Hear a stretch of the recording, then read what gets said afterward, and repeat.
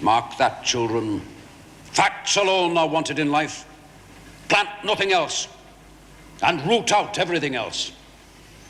The minds of reasoning animals, and that is what you are and what I am, and that is a fact, can be properly formed only by fact. That is the principle on which I bring up my own children. And in this school, you'll be brought up on it too.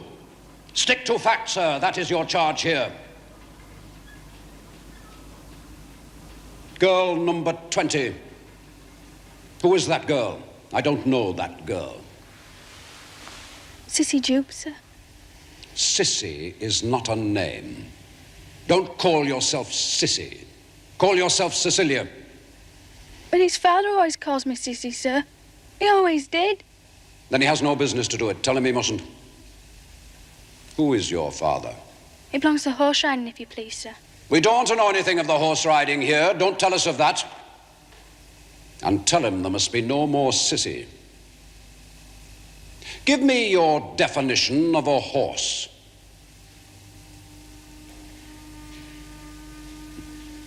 Girl number 20, unable to define a horse. Girl number 20, possessed of no facts in reference to one of the commonest of animals. Some boy's definition of a horse. Yours. Quadruped, graminivorous, 40 teeth, namely 24 grinders, 4 eye teeth and 12 incisors. Sheds coat in spring, and in marshy countries sheds hooves too. Hooves hard and requiring to be shod with iron. A horse, sir.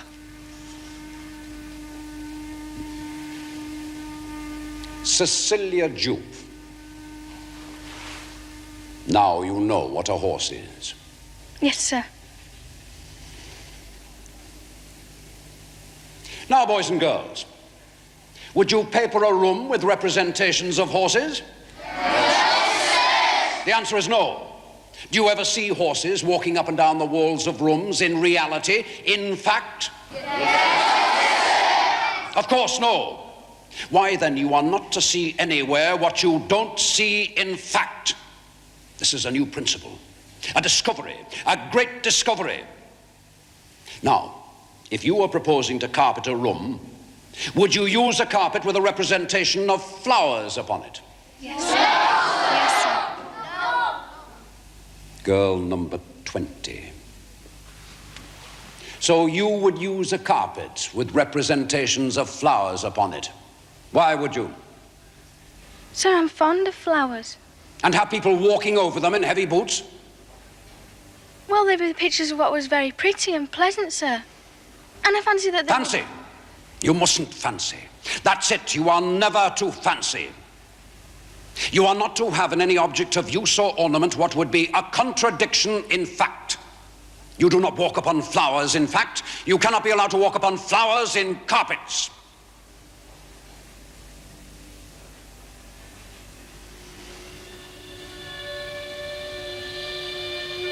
Mr. McChalkenchild. Africa. Name the countries of Central Africa. The countries of Central Africa are Bambara, Timbuktu, Yore, Busa, Bornu, Nif, Yagla, Funda, Kirin, and Igbo. Ladies and gentlemen, our aim is to amaze you and to delight you. Come and see the magnificent Mangini as he walks the tightrope at the risk of life and limb high above your head.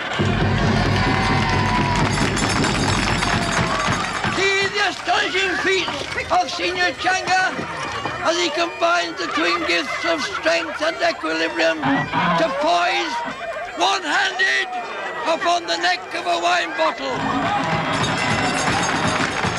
Grateful Miss Josephine Sleary will enchant you as she performs her Tyrolean floor act upon the back of her trained steed Sovereign.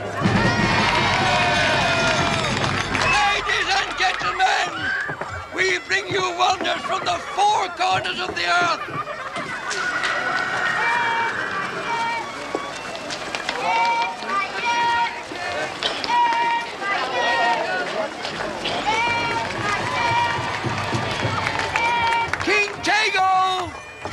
liberator from the forests of Africa!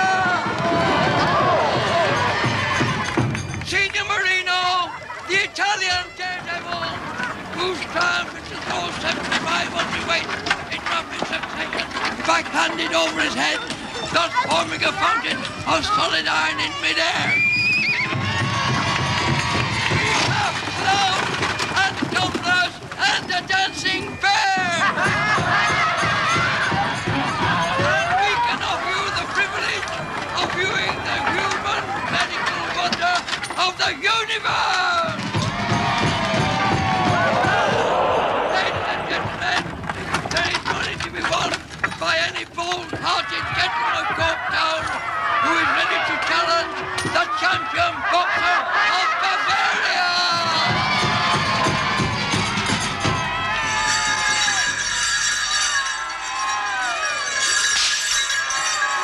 Louisa!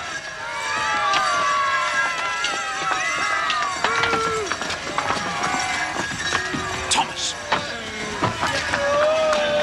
In the name of all idleness and folly, what are you doing here? We wanted to see what it was like. This! Yes. Thomas, though I have the fact before me, I cannot believe that you could so readily forget all your training and bring your sister to a scene like this. I brought him, Father. I asked him to come with me. I'm no more pleased to hear that. It makes Thomas no better. And you, Louisa, much worse. What can you both possibly want from this frivolity? Haven't I provided you with a wealth of fascination at home in your schoolroom? What purpose can this idleness serve you? We were tired. Tired? Tired of what? Everything. That is too childish of you, Louisa. This is too childish of both of you. What would our friends say if you were seen here? What would Mr. Bounderby say? What would Mr. Bounderby have to say?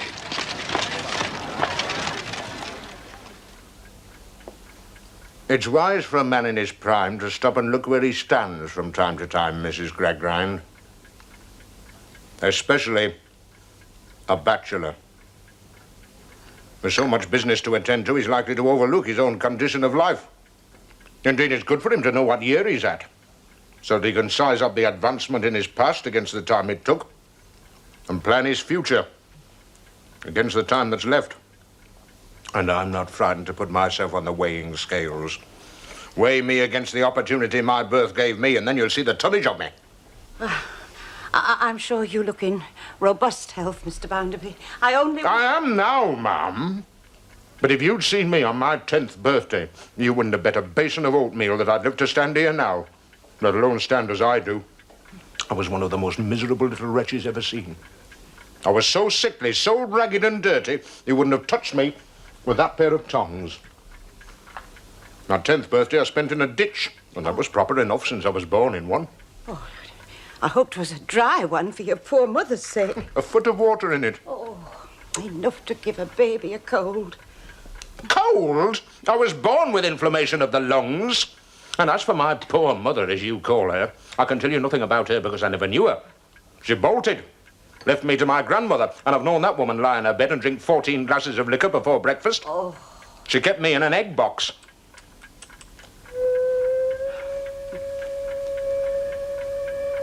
You'd like to know how I pulled through it? I wish I could tell you. I was determined, I suppose. Nobody threw me a rope. Schooling, I learned my letters from the names on shops. Learned to tell the time from the steeple clock at St. Giles's under the direction of a drunken cripple. I was vagabond, errand boy, labourer, porter, clerk, chief manager, small partner, Josiah Bounderby of Coketown. And those, madam, are the antecedents and the culmination of Josiah Bounderby. You may force him to swallow boiling fat, but you shall never force him to suppress the facts of his life.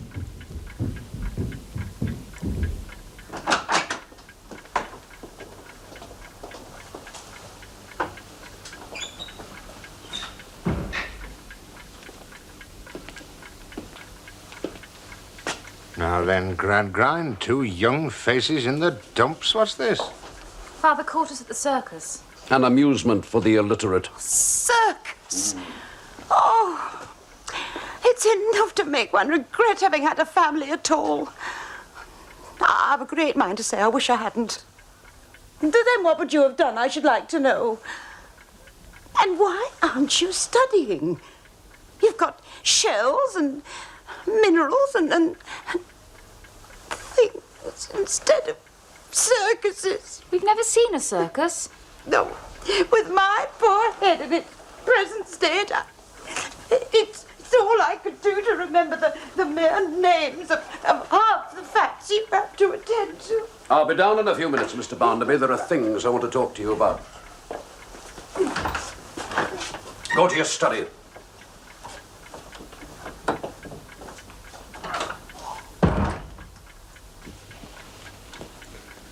Tell me what put all this nonsense into your head about circuses.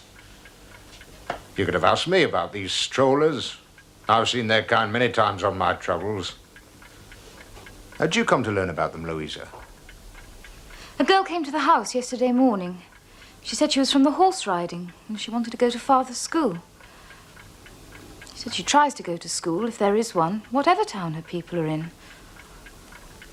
Mother called me to speak to the girl because she had such a timid little voice. Mother couldn't properly hear what she was saying. I must go.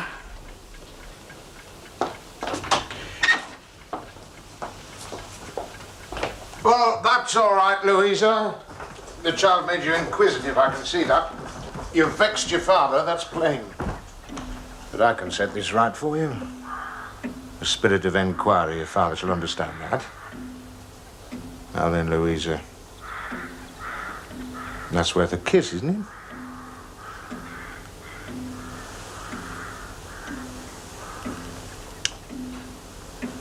You can take one, Mr. Bounderby.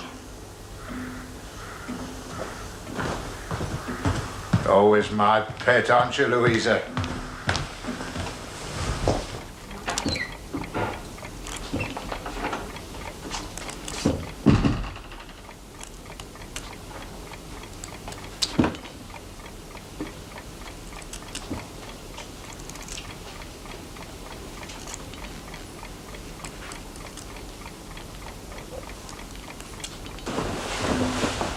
Ah, Mr. Barnaby. All right, Gradgrind, I've a full answer for you, and you and I are going for a walk.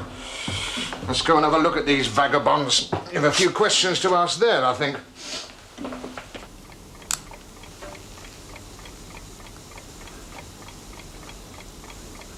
You'll rub a hole in your face, Lou.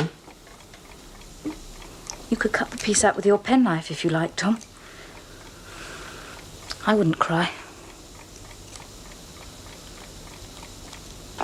That girl will have the whole school at the horse riding within a week. You'd best turn her to the right about. But she did ask to go to my school. That's admirable in her. You see more good in the world than I do, Gradgrind. I know these sort of people. I've shared gutters and garrets with them.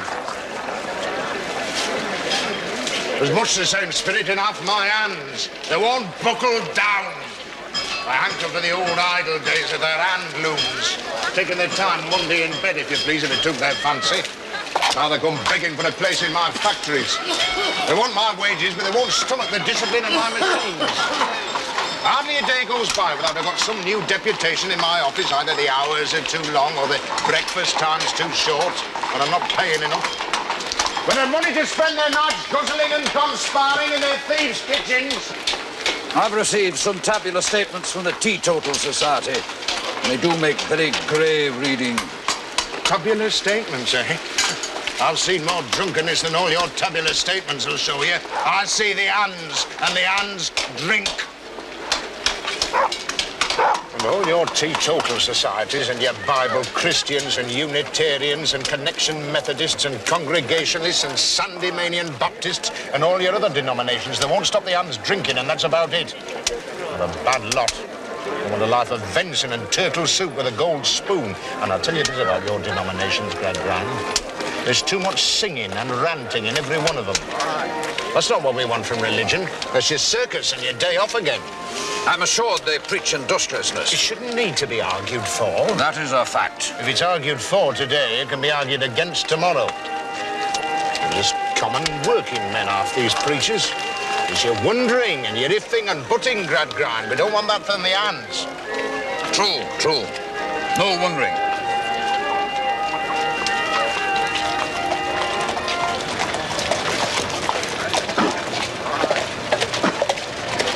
Now you're going to learn something. See some pretty stuff here.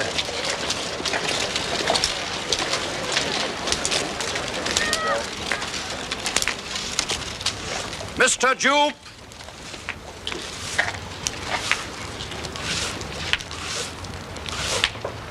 Is there a Mr. Jupe here?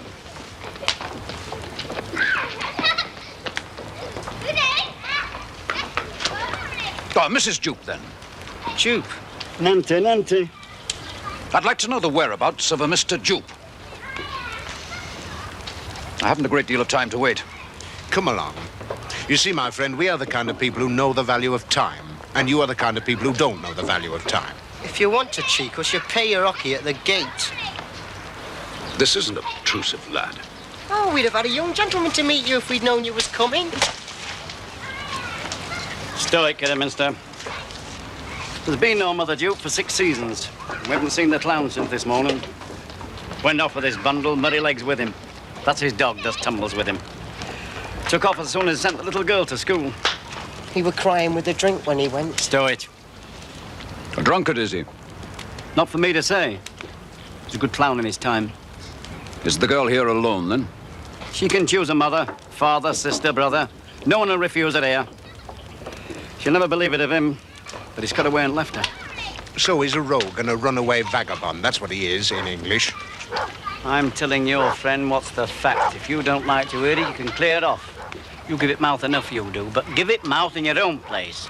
This is our place. You've got a place of your own, I dare say. Have you? Perhaps so. What's your business with the girl? Business beyond you, sir. Who's in charge here? Sleary's horse riding. Is there a Sleary? Where is Sleary? He's in there.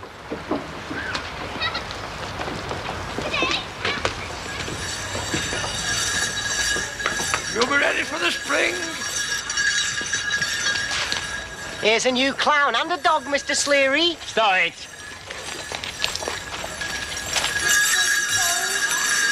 Two more times round the ring now. Hold your head up. Show the customers your smile. Mr. Sleary, sir. Am I addressing Mr. Sleary? Squire?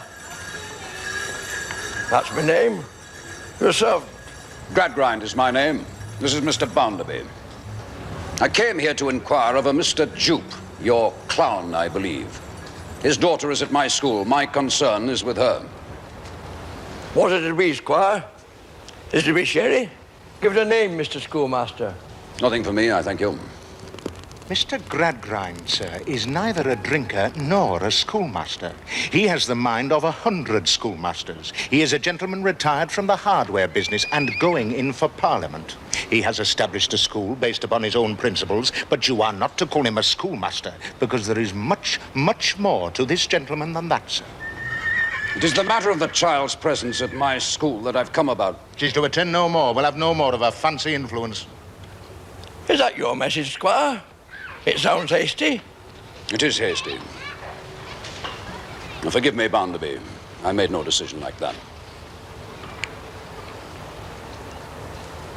Mr. Sleary, I feel some involvement with this child. It seems her father sent her to my house and to my school as a preparation for his own desertion. By the look and sound of things, it is desertion, isn't it? His dog with him and his effects. I wish he hadn't taken his dog. It's an inconvenience to have a dog out of the bills. And yet Minelite would never perform without his master, so it's just as broad as it's long. Is it your intention to do something for the poor girl, Squire? Carefully, Gradgrind. I have something to propose to her. I'm very glad to hear it. Not that I want to be rid of her any more than I want to stand in her way. Excuse my voice, Squire. This little husky to them as is not used to it. But if you've been chilled and heated, heated and chilled, chilled and heated in the ring as often as I have, your voice wouldn't have lasted no more than mine. Fine stuff, this, for a man that's raised himself. Shall we have the girl here, Squire? My mind is clear. I see a duty to this child. Not one I asked for, but it's here all the same. The child's distressed. It's an infernal shame upon my soul it is. Where is he? Hasn't he come back yet? He will, I know he will. He sent me for the 9 oils. There's no sign of him yet, Sissy. No news yet. What's the use of this yet, sir? Tell the girl straight. Let me tell her, since I was run away from before I could talk, let alone being her age. Child, the fact of it is that your father has absconded, and you mustn't expect to see him again as long as you live. I tell you what, Squire. I suggest you speak plain and short now. And don't give your friend there the time to say any more of that kind. They're very good-natured people, my people are, but they're accustomed to be very quick in the movements. And one more ounce of that out of him, and damned if I don't believe they'll pitch you both in the canal. I'll be practical.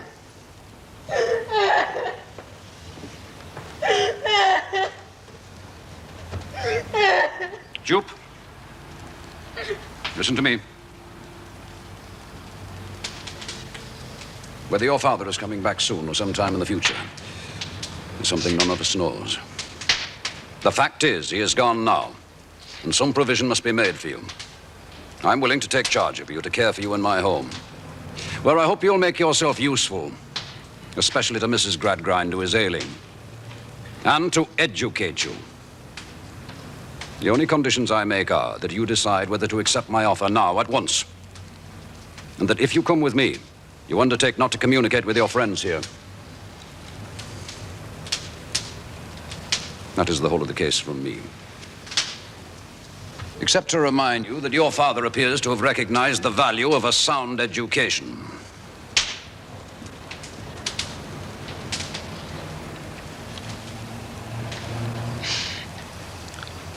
On the other side of the banner, my dear, is this offer from me.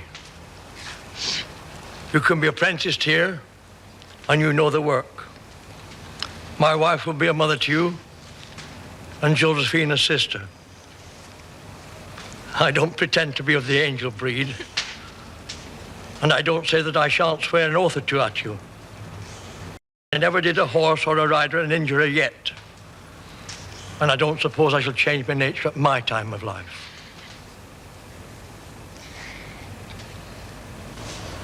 That's where I stand. When Father comes back, I want to know where to find me. If he comes to me, I shall tell him where you are. And Mr. Gradgrind will have no power to keep you. He knows that.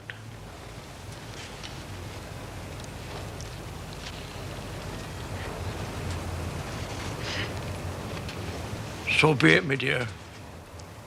My last words to you is this. Stick to the terms of the arrangement. Be obedient to the squire and forget us. But if, when you are grown up and are married and are well off, you come across any of the horse riding ever, don't be hard on it. Don't be cross with it. People must be amused, Squire. They can't always be working nor learning. Make the best of us, not the worst, Squire. Collect your things, Cecilia. I brought the bottle for Father. He's the 9 oils to rub him with. The 9 oils for hurts in the ring. My people bruise themselves often badly. Let me keep it for your father. He'll want it when he comes back, Sissy.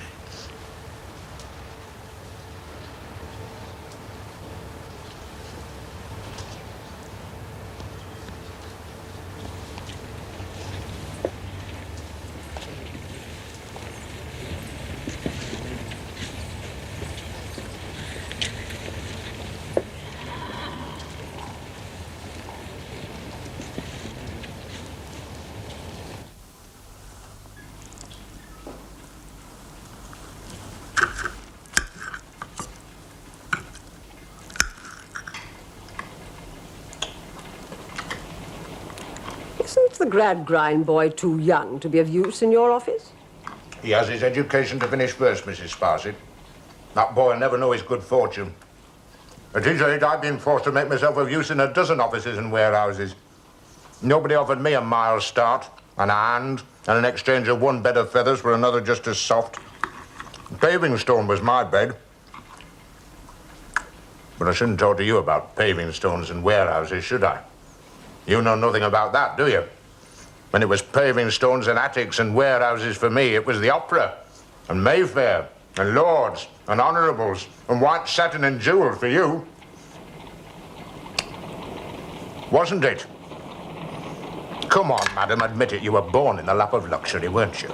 I certainly, sir, was familiar with the Italian opera at a very early age. And crack society, weren't you, in tip-top fashion? Yes, that's true. My own family are Scadgers, but my late husband was a Paula on his mother's side. And he possessed a fraction of your business acumen. I should not now be managing your household for you. I trust you're satisfied, sir. Coming from the scum of the earth as I do, madam, I am privileged to have your delicate services here. And I hope I've learned to accommodate myself to life's changes. You seem unusually slow, sir, with your breakfast this morning. Is there something unpalatable? I can't get this whim of Gradgrinds out of my head. This business of taking in the tumbling girl. It seems generous of Mr. Gradgrind. It's not the company I'd choose for the little puss. By little puss, are you referring to young Miss Gradgrind? I ask because there are two little girls in question. I'm speaking of Louisa, madam. Louisa. So quite another father to little Miss Gradgrind.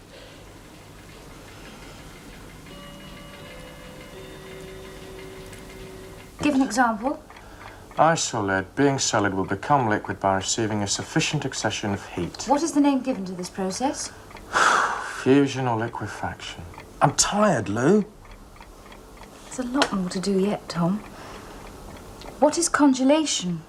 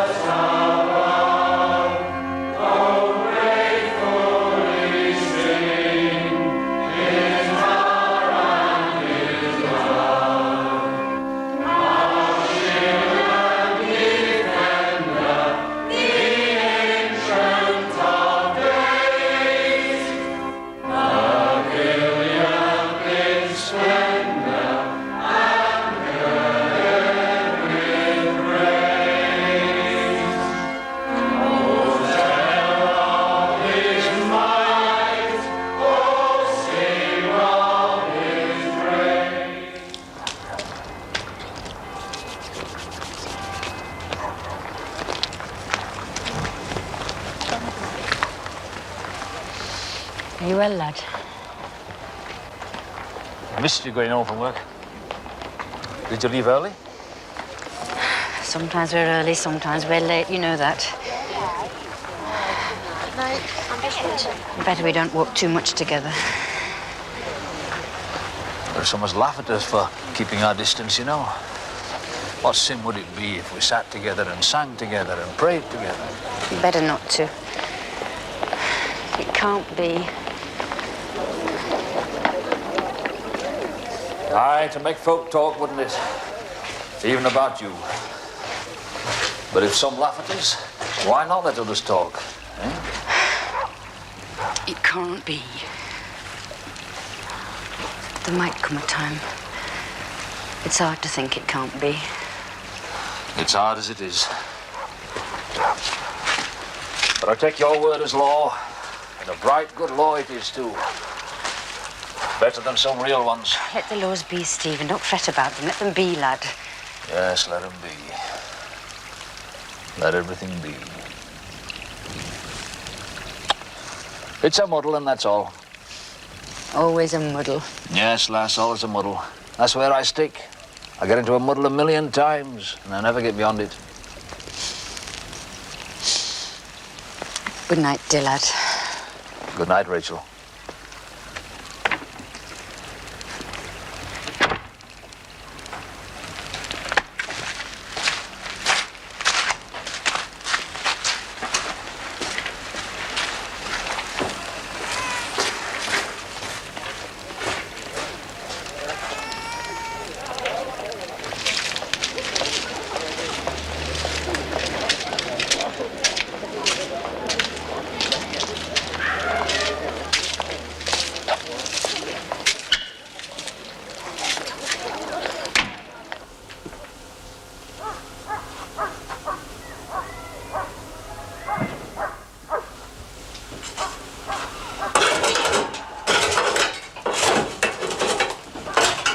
Mercy.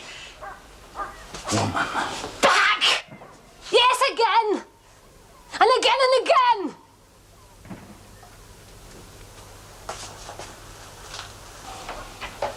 Yes, why not? And have you sold up again and again and again?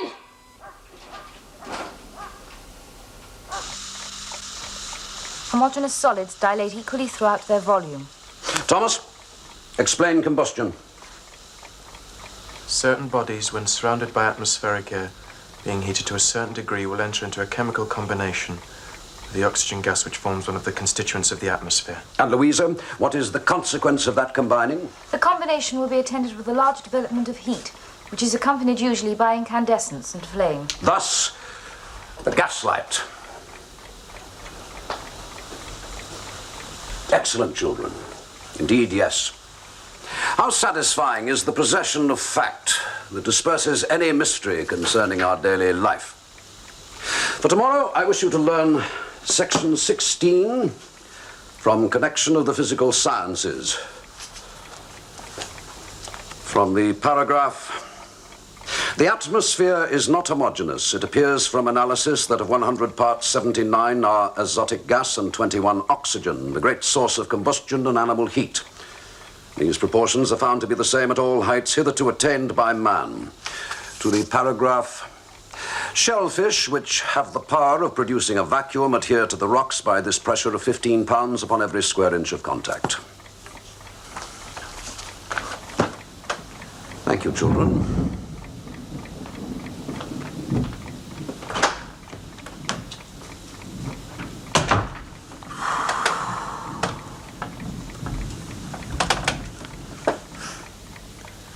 Do you know what I wish, Lou?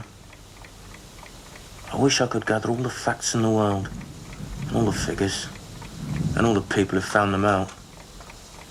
And I wish I could put 1,000 barrels of gunpowder under them and blow the whole lot up. I'm tired of everything. I hate everybody. Except you. Wish I knew how to talk to you to lighten your mind.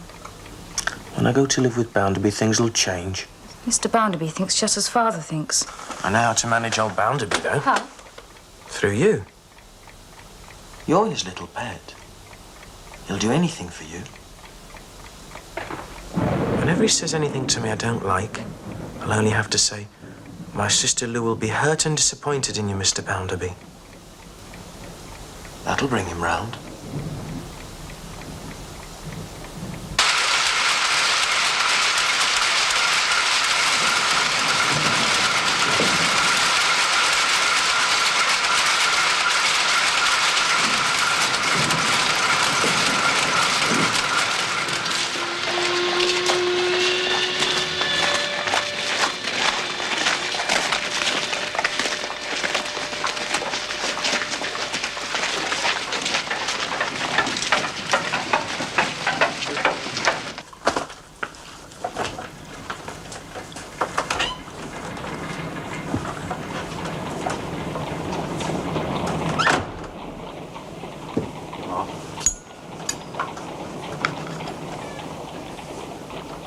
Fire away, Blackpool.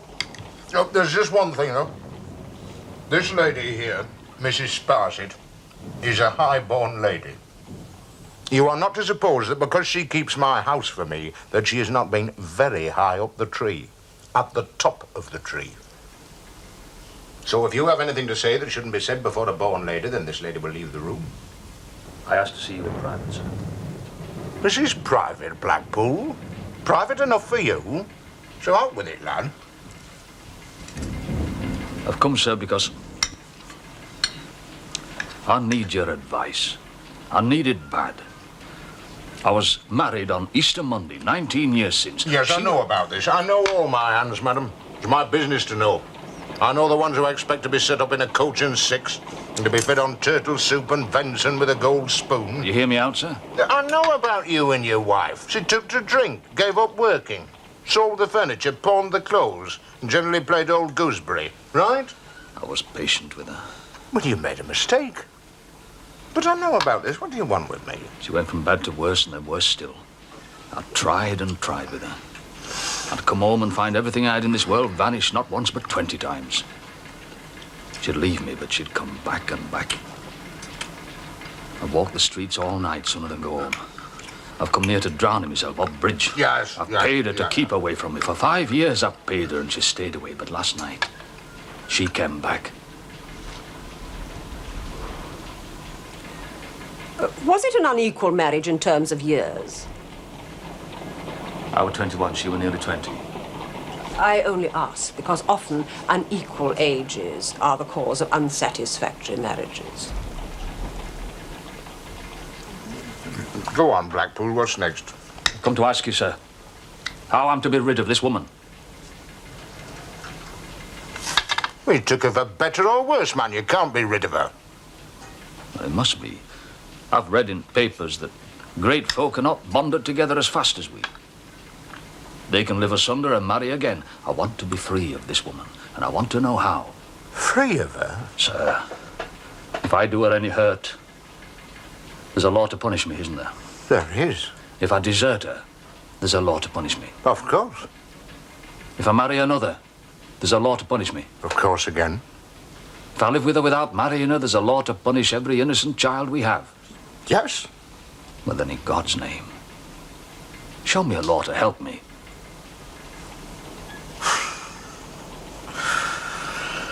Well, there is such a law, but it's not for the likes of you. Not at all. Cost you a mint of money. How much? Well, you'd have to go to lawyers in chambers, and then you'd have to go to a court of common law, and then you'd have to go to the House of Lords and get an Act of Parliament to enable you to marry again. Might cost you, I suppose, anything between £1,000, £1,500.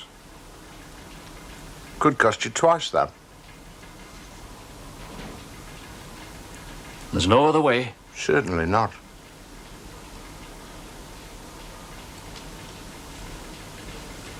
And it's a muddle. Sooner I'm dead, the better for me. Don't you call the laws and institutions of your country a muddle, my lad, or you'll find yourself in a real muddle one of these fine mornings. Don't talk about things you don't understand. The only thing you've got to do is to buckle down to your work. What have you got to do with the law? Nothing. You just, mind you, I tell you what, Blackpool.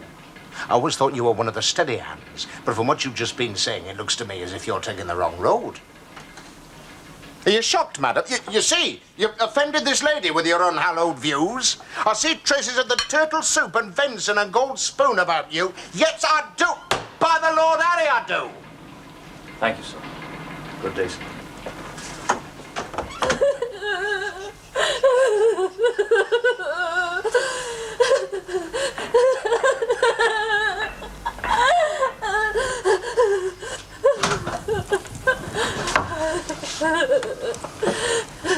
Your landlady fetch me.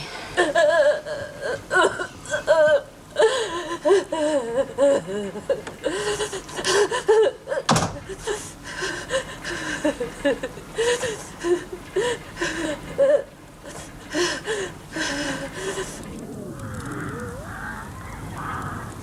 very bad, Slade. I get everything wrong, and now I do. There are lots of mistakes. You seem to go by the sound of words, not by their letters. You mean national prosperity, I think, not natural. I expect so. But you're going to withdraw from the school at the end of the month. Won't have to worry about such matters soon. Mr. Gradgrind says I've disappointed him, Miss Louisa. He says I'm extremely deficient. In your facts? Yes, in my facts, Miss Louisa. My mother will be pleased. You'll be able to give her all your attention in the house. She likes having you about her. I think so, miss. Did your father know so much that he wishes you to be well taught, too? But Mr. Gradgrind said I must never talk about it. No one hears us. What was he like? Could he read and write? Well, it was as much as he could do to write. It's more than people in general can do to read his writing. I can read it. When he writes to me, I'll be able to read it. I used to read this book to him. What was it? Oh, it was about fairies, miss. And the dwarf and the sultan. The old lady used to tell the sultan stories about magic. Mr. Gradgrind said it was all destructive nonsense, miss. But my father loved it. He loved me, Miss Louisa.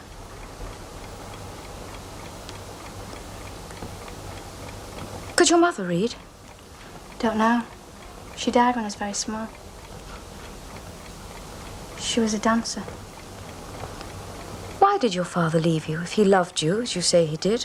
Only for my good. I understand why he did it. You see, he knew that I'd never leave him. To get schooling, I better myself. And he had to travel about country all the time, making people laugh. Only sometimes they wouldn't laugh. Lately, they hardly ever laughed.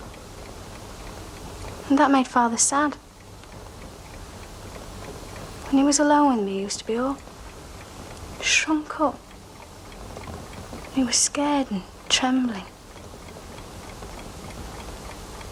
Kept saying he was a helpless, ignorant man. Tell me how your father left you. Now I've asked so much. You tell me the end of the story. Well, the night before, when he got back from Boo, he sat a long time, rocking in front of the fire. And he wouldn't speak, although I kept asking him if he'd hurt himself. They all do sometimes. I could see he was crying. Yet the more I asked him, the more he hid his face. Then he shook all over. He took me in his arms and he said, "My darling, my love." That was all. My darling, my love. My darling, my love. Yes, miss. Over and over. My darling, my love.